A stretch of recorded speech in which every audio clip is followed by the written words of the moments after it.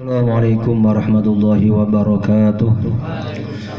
Bismillahirrahmanirrahim. Innal hamdalillah nahmaduhu wa nasta'inuhu wa nastaghfiruh wa na'udzu billahi min shururi anfusina wa min sayyiati a'malina. May yahdihillahu fala mudilla lahu wa may yudlil fala hadiya lahu. Asyhadu an la ilaha illallah wa asyhadu anna Muhammadan abduhu wa rasuluh. Allahumma shalli wa sallim wa barik ala sayyidina wa maulana Muhammad wa ala alihi washabbihi ajmain. Allahumma hdina wa hdi bina waj'alna sababan liman ihtada. Alhamdulillah, syukur kita pada Allah Subhanahu wa taala atas limpahan nikmat dan karunia-Nya. Kita masih diberikan sehat zahir batin, masih diberikan iman dan Islam. Salawat dan salam semoga terhatur kehadirat baginda Rasulullah sallallahu alaihi wasallam yang kita harapkan syafaatnya kelak di hari kiamat. Allahumma amin. Jamaah yang mulia, insyaallah meneruskan pengajian kitab Riyadhus Shalihin, masih bab istihbabut tabsyir atau bab disunahkannya memberi kabar gembira. Ya, Rasulullah SAW ini sering memberikan kabar gembira kepada para sahabatnya, supaya mereka tambah semangat di dalam mengamalkan agama, supaya mereka ini kuat di dalam memegang agama ini. Maka Rasulullah SAW memberikan kabar gembira, akan terjadi begini, akan terjadi begini, begitu. Hadis yang 710.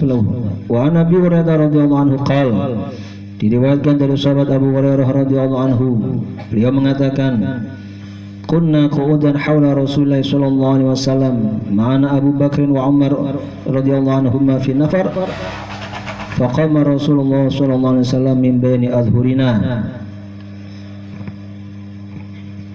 Kata sahabat Abu Hurairah, kami ini duduk-duduk di sekitar Rasulullah SAW, bareng bersama Rasulullah SAW. Kemudian juga di situ ada Sayyidina Abu Bakar, Sayyidina Umar radhiyallahu anhuma. Kemudian ada juga beberapa orang sahabat yang lain. Kemudian tiba-tiba Rasulullah SAW berdiri di antara kami. Kemudian beliau ini pergi. Fa'abtu alaina wa khashina ay yuqtata'atunana. Sehingga kemudian kok lama beliau itu kami tunggu tidak muncul-muncul, sehingga aku, kata Sayyidina Abu Hurairah, ini khawatir ada apa-apa dengan Rasulullah SAW. Jadi para sahabat itu khawatirnya itu lah, Rasulullah ini ada apa? Apakah ada seseorang yang menyerang beliau? Apa kemudian beliau ada masalah apa-apa? Gitu. Jadi para sahabatnya saking cintanya kepada Rasulullah SAW, ada waktu sedikit saja yang kira-kira semestinya beliau ada, tapi beliau tidak ada, itu langsung khawatir, ada rasa khawatir.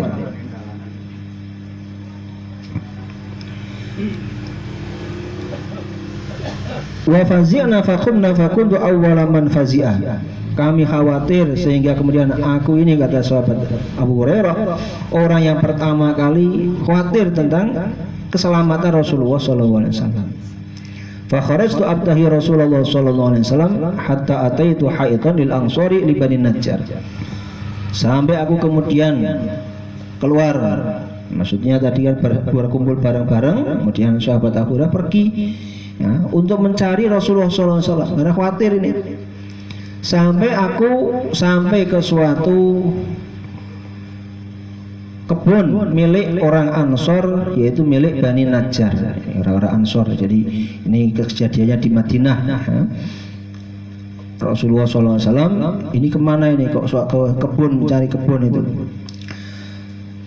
Fadurtu bihi hal ajidu lahu baban falam ajid. Kemudian aku mencari mubeng, mengitari itu kebun itu. Aku nyari di mana ini, ada pintunya kebun ini di mana, tapi tidak ada ketemu. Ya, kebunnya itu didadahi semua, dipagari semua. Kebun itu dipagari, ya, milik orang Ansor. Nyari pintunya itu di mana supaya bisa masuk. Fa idzan rabi'un yadkhulu fi jawfi haidin min bi'rin kharijah wa rabi'u al-jadwal.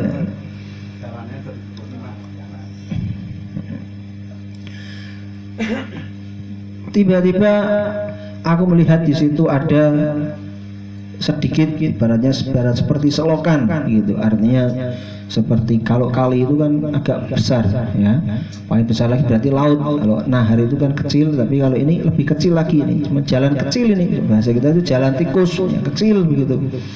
Nah, di situ ada akhirnya apa? Fahtafartu kama yahtafizuz fahtafaztu kama yahtafizuz sa'lab. Akhirnya saya itu mengendap-endap sebagaimana hewan sa'lab. Sa'lab itu seperti musang, musang mendap-mendap begitu. Pokoknya karena jalannya itu kecil ya, jalan bahasanya jalan tikus ya, kecil begitu, mendap-mendap begitu. Sampai kemudian aku fadakhaltu ala Rasulullah sallallahu alaihi wasallam, ketemu di sana, ketemu Rasulullah sallallahu alaihi wasallam sedang di situ. Maka Rasulullah bertanya, faqala Abu Hurairah. Rasulullah SAW bertanya, apakah kamu Abu Hurairah? Maka Abu Hurairah, faqultu na'am ya Rasulullah, benar ya Rasulullah, saya Abu Hurairah. Maka beliau bertanya, qala ma sya'nuka, ada apa dengan kamu ini kok kesini ibaratnya ya, kok kesini? Maka Sayyidina Abu Hurairah menjawab, qultu kunta baina dhuhranaina faqumta fa'abta'ta alaina faqashina an tuqtata adunana fafazina fakuntu awwalu man fazi'a. Wahai Rasulullah, engkau tadi bersama dengan kami tadi di sana. Kemudian engkau bangkit berdiri, kemudian setelah itu engkau pergi ya, dan engkau belum sampai bareng-bareng sama kami lagi. Sehingga kami ini khawatir ada sesuatu yang menimpa engkau. Misalnya apakah diserang musuh dari belakang ataupun yang lainnya. Sehingga kami khawatir semua. Fakuntu awwalu man fazi'a, kata sahabat Abu Hurairah, aku ini orang yang pertama kali khawatir Rasulullah. Fa'ataitu hadzal ha'id fahtafaztu kama yahtafizu tha'lab, sehingga aku mendatangi kebun ini ya, sehingga aku ini mengendap-endap menyusup sebagaimana menyusupnya musang begitu. Wa haula'in nas wara'i, orang-orang masih berada di belakang saya, masih pada khawatir ini di belakang ini. Maka Rasulullah SAW berkata, ya faqala ya Abu Hurairah wa qanna alaihi. Rasulullah SAW kemudian berkata, wahai Abu Hurairah, sambil memberikan kedua terumpahnya dibawa berikan.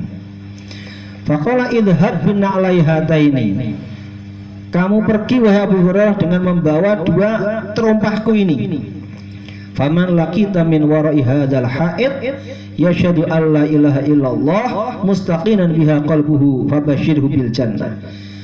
Barang siapa yang engkau temui ya, di belakang kebun ini, kemudian dia bersaksi tiada Tuhan selain Allah, dan dia itu meyakini kesaksiannya itu ya, hatinya ini benar-benar yakin, fabashshirhu bil jannah, maka kabarkanlah dia akan mendapatkan surga ya.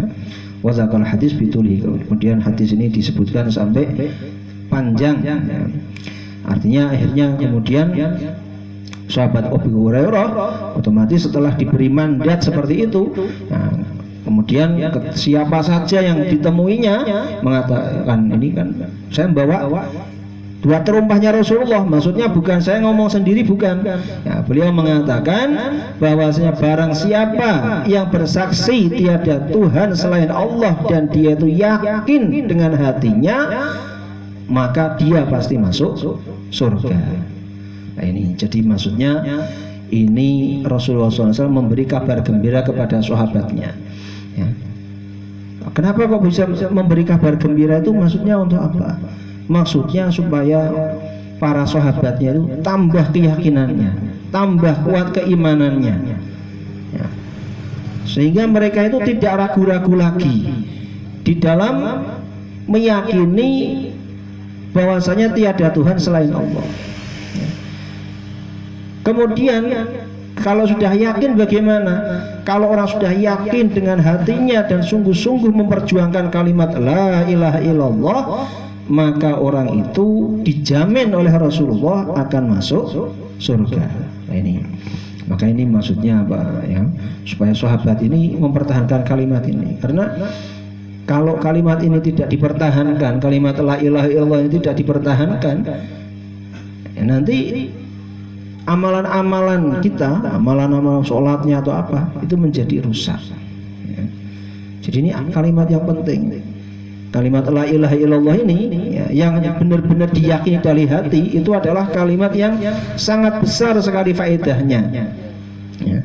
Dikatakan bahwasanya kalimat ini seandainya dunia, langit 7, kemudian juga bumi ya, sab-sab 7 ditimbang dengan timbangan ini, yang satu timbangan ini isinya langit bumi semua, yang satu kalimat la ilaha illallah, maka yang lebih berat adalah kalimat la ilaha illallah. Kenapa bisa berat ini? Ya, kok bisa seperti itu? Ini ada orang cuman kalimat aja. Oh, ini bukan sekedar kalimat ini. Ini sesuatu yang benar-benar harus masuk ke dalam hati. Karena orang yang di dalam hatinya itu meyakini tiada Tuhan selain Allah, ya, tiada Tuhan yang berhak disembah selain Allah, tiada yang berhak untuk diibadahi selain Allah, maka dia itu dijamin masuk surga. Lah surga itu nilainya itu lebih tinggi daripada 7 langit 7 bumi. Ya. Jadi langit, bumi, dunia ini dibandingkan dengan surga ini tidak ada apa-apanya. Karena di dalam riwayat Bukhari ya, disebutkan bahwasanya orang yang paling kecilnya, paling sedikitnya orang itu mendapat bagian surga, jadi orang terakhir masuk surga itu bagiannya itu sudah paling kecil ini ya. Tapi paling kecilnya orang masuk surga itu mendapatkan 10 dunia, 10 langit ya, 10 bumi, 10 langit, bayangin itu paling kecilnya. Barang kalau yang paling besarnya itu tidak terbayangkan. Nah, maka ini kalimat ini harus kita perjuangkan ya. Harus kita jaga, diistiqomahkan. Keyakinan kepada Allah Subhanahu wa taala ini benar-benar harus dijaga sungguh-sungguh. Maksudnya apa? Kita jangan punya misalnya keyakinan misalnya, oh ini ada masalah-masalah, datang saja kepada dukun-dukun ya kan? Nah, dukun yang akan menyelesaikan masalah ya. Atau karena krisis ekonomi ada apa, akhirnya datang ke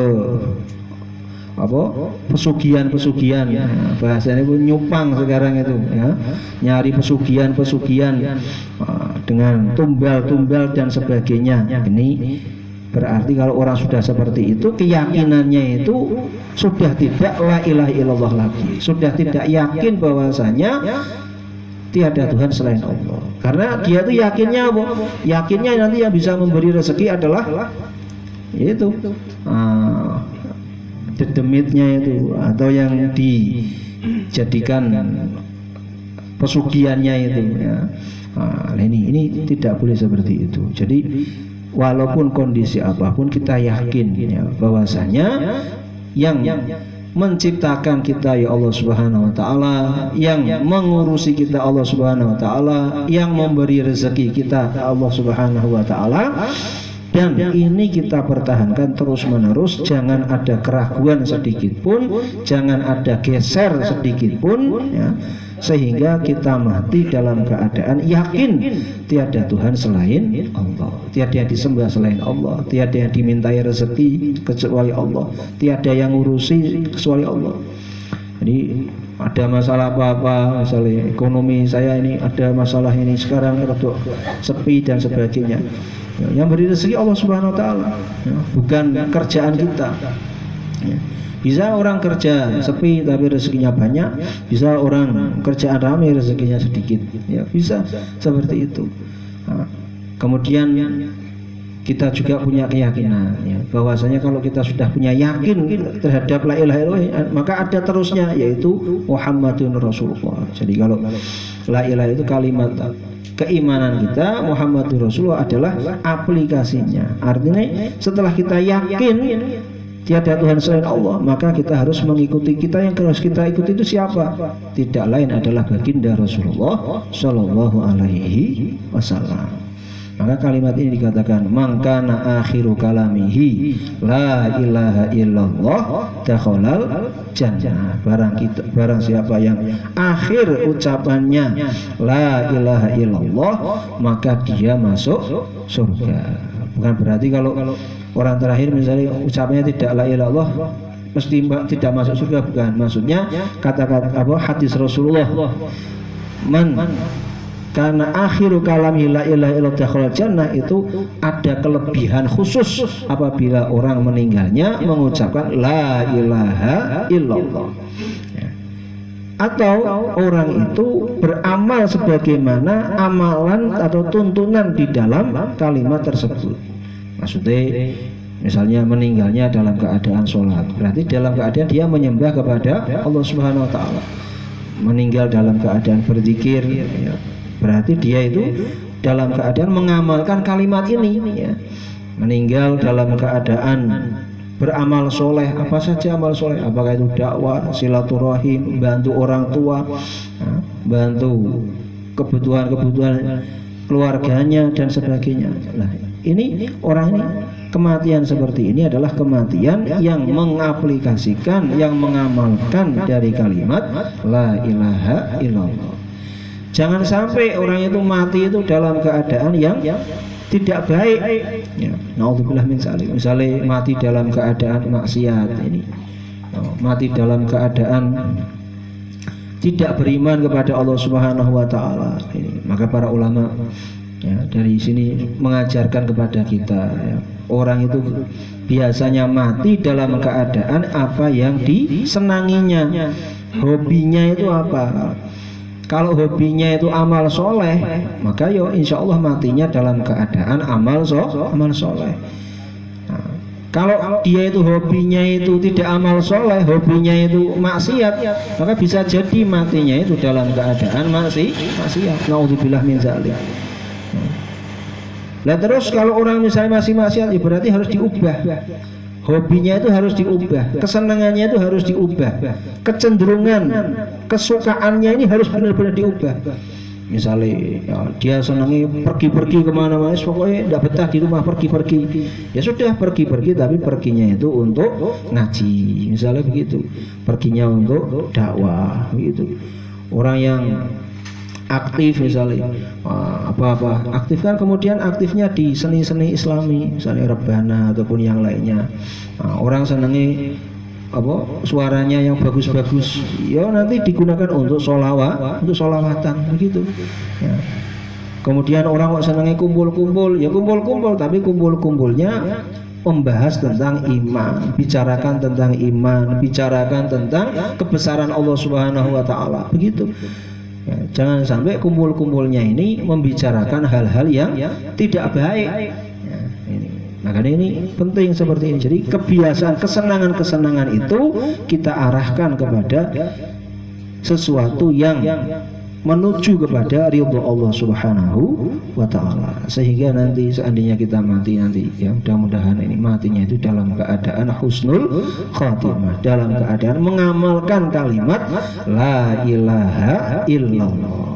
Nah, itu ya, maka terus bagaimana supaya ini bisa jalan ini? Maka pertama yaitu tadi, ya, diubah kebiasaan-kebiasaannya, kemudian diubah juga pola-pola pikirnya, ya. Dulunya pikirnya itu yang diutamakan adalah urusan duniawi, sekarang pola pikirnya itu diubah, yang diutamakan adalah urusan akhirat, ya. Jadi ya namanya manusia itu ya wajar, karena sekarang ini apalagi di dunia sekarang ini orang itu disemangati, ya dimotivasi untuk cinta dunia, ya kan, untuk cinta rupiah, ya kan. Nah, saya cinta rupiah, gitu. Nah itu. Nah, tapi kita ini kalau orang iman ya bukan cinta rupiah, saya cinta amal soleh. Nah, kalau cinta rupiah dong kok kemana-mana pikirannya rupiah terus gitu. Cintanya cinta amal soleh, begitu diubah. Nah kemudian selain itu pergaulannya dengan teman-teman yang baik, atau teman-teman yang menuju kepada kebaikan, teman-teman yang mengajak kepada kebaikan. Karena teman ini pengaruhnya sangat besar, ya. Kemudian yang paling penting lagi kita doa itu, ya muqallibal qulub tsabit qalbi ala dinik. Ya muqallibal qulub tsabit qalbi ala dinik itu. Ya wahai Allah, wahai Zat yang membolak-balikkan hati, tsabit qalbi ala dinik. Tetapkanlah hatiku itu pada agamamu ya Allah. Jangan sampai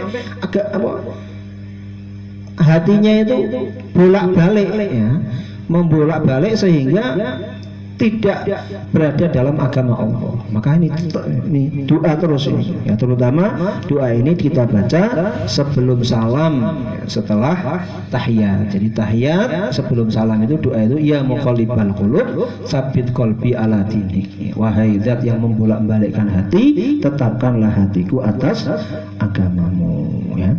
Mudah-mudahan dengan seperti ini kita akan meninggal dalam keadaan beriman, meninggal dalam keadaan membaca kalimat la ilaha illallah, meninggal dalam keadaan Allah Subhanahu wa taala ridho terhadap kita. Mudah-mudahan Allah Subhanahu wa taala memberikan kita hidayah, memberikan kita ilmu yang bermanfaat, memberikan kita ketetapan iman, ketetapan Islam, tambah hari tambah dekat dengan Allah Subhanahu wa taala, tambah hari tambah amal soleh, tambah hari tambah mendapat ridho dari Allah Subhanahu wa taala, sampai mati dalam keadaan husnul khatimah, mendapat ridho dari Allah Subhanahu wa taala. Al-Fatihah. A'udzubillahi minasyaitonir rajim. Bismillahirrahmanirrahim. Alhamdulillahirabbil alamin. Arrahmanir rahim. Maliki yaumiddin. Iyyaka na'budu wa iyyaka nasta'in. Ihdinas siratal mustaqim. Siratal ladzina an'amta 'alaihim ghairil maghdubi 'alaihim waladdallin. Amin. Bismillahirrahmanirrahim. Alhamdulillahirabbil alamin. Hamdan yuwafi ni'amahu wa yukafi mazidah. Ya Rabbana lakal hamdu kama yanbaghi li jalali wajhi 'azimi sultanik.